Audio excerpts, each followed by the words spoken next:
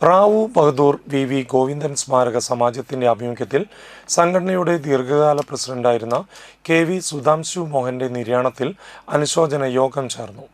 മികച്ച ഭാഷാ അധ്യാപകൻ, ഗായകൻ, അഭിനേതാവ്, സാമൂഹ്യ സാംസ്കാരിക പ്രവർത്തകൻ എന്നീ നിലകളിൽ പ്രതിഭ തെളിയിച്ച വ്യക്തിയാണ് സുധാംശു മോഹൻ മാസ്റ്റർ എന്ന് യോഗം അനുസ്മരിച്ചു.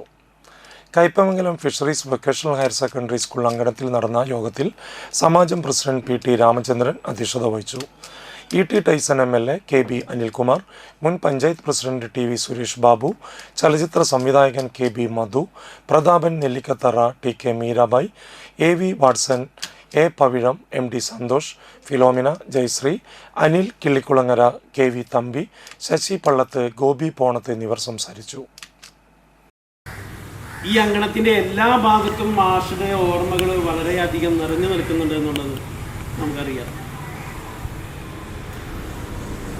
അത്തരമൊരു സാഹചര്യത്തിൽ തീർച്ചയായിട്ടും ഹംസു മാഷുടെ ഓർമ്മകൾ ഏറ്റവും സുഗന്ധം പരത്തുന്ന ഒരു സ്ഥലമാണ് ഫിഷറീസ് ഹൈസ്കൂൾ എന്നുള്ളത് നമുക്കറിയാം.